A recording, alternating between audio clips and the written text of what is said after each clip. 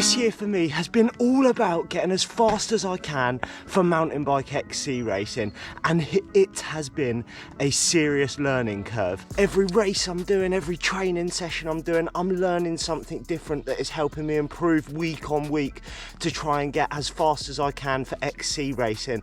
And I thought I'd share my top tips that I've learned this year through XC racing, through training, and just general little bits of equipment that have helped me get faster. Nino, Pidcock, if you're watching this, swipe away now. I can't give you all of my top secrets, but step number one, let's start at the start, obviously, with race starts.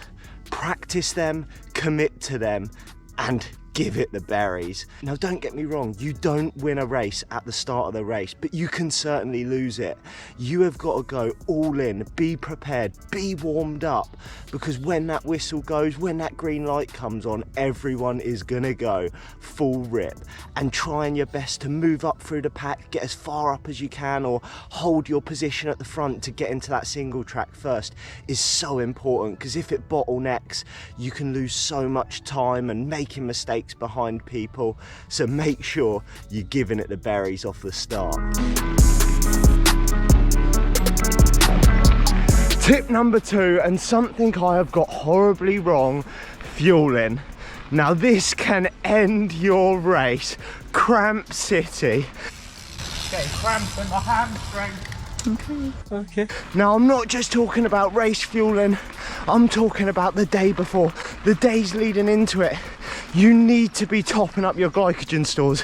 Get the carbs in. Carbs are your friend.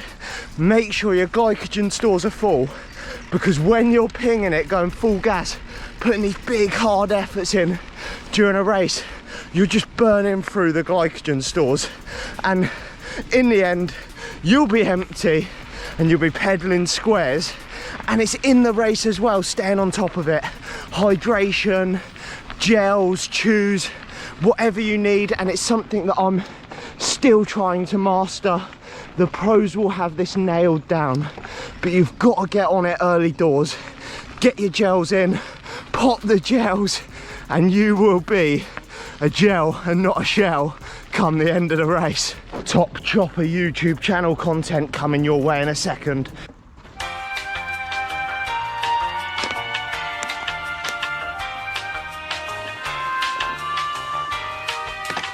Fancy seeing you here. Which brings me to tip number three, and that was a completely YouTube chopper move, but it is these bad boys, the sunglasses. Not only do I look like a slick Rick on the start line and they make me look fast, but they're so important. What I realised beginning of the year, when I wasn't wearing shades, getting stuff in your eyes and Jesus having to take the wheel because you can't see what's in front of you because you've got mud flicking up and also branches hitting them, not just to protect your eyes, but to be able to see the whole race is so important.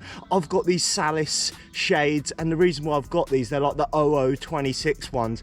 They're slightly smaller for P heads, so they actually stay on my head when I'm going over all the jumps, all the bumps, and they've been absolutely game-changing, seriously good. Which brings me on to today's sponsor of the video, absolutely no one, because you bloody choppers aren't subscribed, so hit the subscribe button. Naughty, naughty, you teasing me, you naughty, naughty. Tip number four, and probably an obvious one, ride it like you stole it, baby. Now, this won't apply to everyone. I imagine if you're Charlie Aldridge and Joe Blackmore duking it out, there's probably some tactics, but for the vast majority of us, it is just an off-road time trial. You go hard and you keep going bloody hard, and just remember that when it's hurting you, it's hurting everyone around you. Now, yeah, there will be some tactics at the end of the race, but for the majority of it, you've just got to pull the pin. So remember, ride it like you stole it, baby. But kids, don't steal. Oh boy, this is what it's all about, which brings me on to tip number five, riding and training more off-road. This is something that Alex Amy said to me, the Amy brothers' dad, that he's watching my videos. I'm riding so much on the road, but I just need to get off-road more, and it's something I've massively tried to start doing. Riding more off-road, training off-road, doing efforts off-road, not just to practice skills and stuff, but it's just a completely different feel. When you're on the road, you can get into like this perfect cadence. You cannot do that in mountain biking. 1 minute you're spinning up, next minute you go up a little route, your wheel slips, and it's being able to adjust to all of these changes in cadence, and it's bloody hard. It's just completely different. And it's the little things like making sure you're in the right gears for the climbs and stuff like that, because you can't just grizz it out. Jeez, and just like that, right on cue, this chopper parks it. So bonus tip, don't bloody crash. It hurts. Oh, I've just been violated by a saddle. Christ. That's what happens when you start getting a little bit too sure of yourself, a little bit cocky on the descents. Next thing, you're on the deck. But tip number 6 is upper body, core, back strength. Now, I'm not telling you to get like Arnie and come on the start line looking jacked, although that'll be absolutely lethal and you'll look like a legend. Like vest on, big biceps. Now, it probably won't be much help, but I don't know if it's just me, but going downhill and riding mountain biking is seriously taxing on the upper body. These little noodle arms get tired. What are those? Going down the descents, so just making sure your upper body's strong, and it's something I've neglected recently and I'm going to be getting back into. Making sure you've got a strong back for the position you're in on the bike, and also strong core to be able to maintain a good position, because the last thing you want is getting injured. And also, the stronger you are, when you do crash like the numpty I am, you'd like to hope that your biceps and chest can take a bit of the fall when you stick your hand out, rather than snapping in half like a little maggot I am. But I'm going to be jacked soon. Whang! Guess who's back again? It's been a while, Rocket. I'm surprised you still know how to ride a bike, love. Look at her, she's a natural. It's been a couple of months. She's like, there's all dust on my bike. Yeah, I'm not surprised. It hadn't moved for 2 months. How are the legs feeling? Not good. Bleak.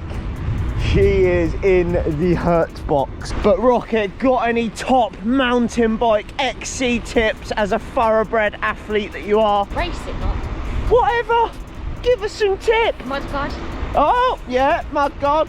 Keep that rear clear. Is that it? That's all you got? I mean, I won't be racing. A bell. In your way. A bell. Just go, and then they move. I think I'd rather the on your right and the mudguard extra weight. The Rocket's tips are a bit bleak at the moment. Just one more. Drink. Yeah, oh, yeah, we've done fueling. She knows. But tip number 7, it might be, this is getting out of control. I've done about 100 tips, Rocket. And this one's from your man Del Boy. I know it's not that 2017 gels are good to still use, but it is, set your bike up for your weaknesses, not your strengths. Now, I know not everyone's got like 2 bikes, a hardtail, full susser, but in all honesty, so many people say to me, you don't need a full suspension bike in the UK, but I do, because my weakness is going through the single track. So if it makes me faster there, and the end goal is to get to the finish as quick as possible. So for me, having a full suspension mountain bike massively helps with confidence in the single track. But there's other things you can do, like dropper seat posts and stuff like that, to help you optimize your bike if you're on a hardtail and you don't have a full suspension, and like me, you struggle going down hills. I'm so slow down. Oh, she's ripping my legs off. Take the Rocket for example. She's got the cardiovascular ability of a toddler, and that is why she optimizes her bike with a bloody engine. Get in there. Your weaknesses, not your strengths, eh, Rocket? You're a sender, not a... No. Not at all. I'm breaking down every hill. None of the above. She's just an optimizer. She's just smart. Guys, tip number 3 was wear sunglasses. Look, George, now's not the time. Now it's not the time. Bug in the eye. There it is. There's the culprit. So tip number 3. Well, she is not. She is not. Now is not the time, George. How are you? All right? Yes, George, thank you for your kind consideration by getting a camera out. I mean, this couldn't have been better for the vlog. The Rocket's just about recovered from her fatal injury, just in time for the final tip. And this is the most important one for me, and a massive one. It's techers. Your technical skills, they make a huge difference. XC mountain bike courses are getting more and more technical, and you've got to be a bit of a sender now on some of them, especially the likes of like Tong that I've done at the beginning of the season. So no, you can't win a XC mountain bike race by having good techers, but you can... Crikey! She's a bloody liability today. She's catching flies with her mouth. She's got her tongue open because she's so out of breath. No. God. Right, where was I?